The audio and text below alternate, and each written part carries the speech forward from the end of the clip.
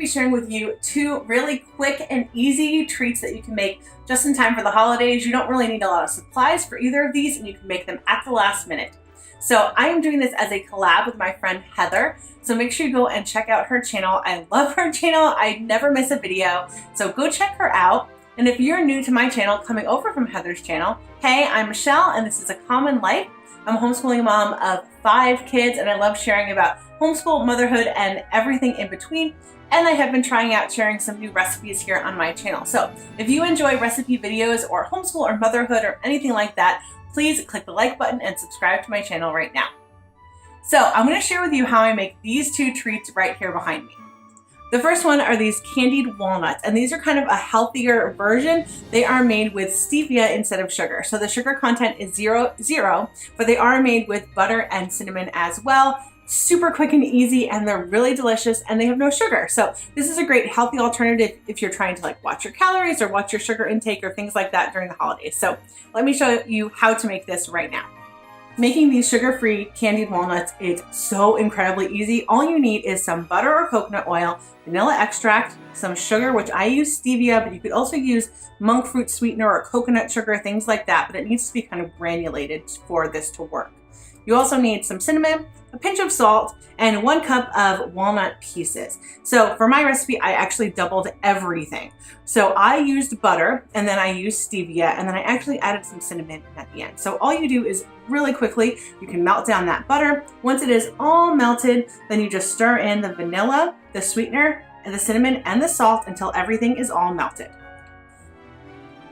Then make sure you remove your pan from the heat because it will burn really quickly. So remove it from the heat and add your walnut pieces and stir them to coat. It might not coat very well if you let your sugar get too hard, which is kind of what I did here. So I put it back on the heat for just probably 30 seconds. It loosened up that syrup again, and then it adhered to the walnuts as I was stirring it up. Then I just poured it out on some parchment paper. And when it was cool, I just put it in this really fun, decorative Christmas little cute penguin container to hold all of my nuts. And I can also use it as a way to display them if we're having people over for a holiday party or we need just a holiday snack. These are perfect. They're so tasty and they're nutritious because they're made of walnuts and they don't have any added sugar. And the next thing that I'm going to share with you is this Christmas mix. It has a lot of different names.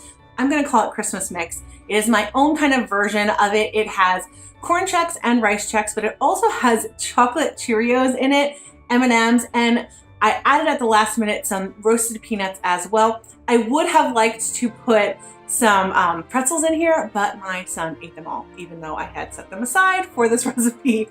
So this is completely gluten-free. It is definitely not dairy-free or sugar-free or anything like that, but it is gluten-free if you're looking for that type of kind of sweet treat at the holidays. So I'm going to show you how to make this one right now. This recipe you have probably seen before 100 times. This is my little twist on the recipe because I use rice checks and corn checks, and then I also use some chocolate Cheerios. You can find these in your regular grocery store. Then I added in some M&Ms and some roasted peanuts. I have made mine completely gluten-free because I cannot eat wheat, and so I left out the wheat checks, and I did not add the pretzel sticks, which I already explained before. But I would love to add some gluten-free pretzel sticks to this as well because they add a nice little salty, crunchy twist to it. So all you do is melt down your white chocolate. Now, a lot of times recipes will say to do this in a double boiler just so you don't burn your chocolate. But I find that if I just kind of stay on top of it and just stir it while it is melting, I don't have a problem with that. So that's what I do. But if you're worried that you're going to burn, either do it on a double boiler or you can do it in the microwave in 30-second intervals. Just put it in for 30 seconds, stir it up, then another 30, stir it up until it's completely melted. Then the way that I kind of change this up as well is I just do everything all in one pot. There are a lot of recipes that say to split it up, have all of your dry ingredients in a bowl and then pour this over it. I want as little cleanup as possible. So I pour everything all into the pot, kind of a little bit at a time because it is tricky, and ideally use a larger pot than I use because this one was a little bit too small. So mix everything up all together, and for the M&Ms I only added in half the bag because I'm going to pour out the entire mixture and then I will add some M&Ms to the top. Then, like I said, I decided at the last minute that I was going to add in some peanuts as well. I just thought it needed a little bit of a crunch because I didn't have those pretzels. So if you don't want to add the peanuts, add some pretzels to this or add both because it's delicious. And adding a little bit of that salt also makes the recipe even tastier. So once everything is all combined, you're just gonna lay it out on a cookie sheet. And it does take probably an hour or more to kind of cool and harden. And the best way to keep this is just in big chunks.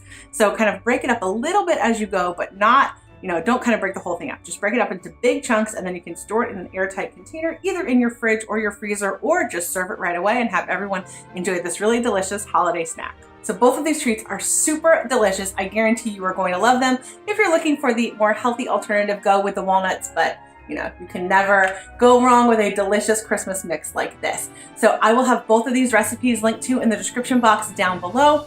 Make sure you go check out Heather's channel as well. Go subscribe to her, subscribe to my channel if you're new here, and I hope you have a wonderful holiday season.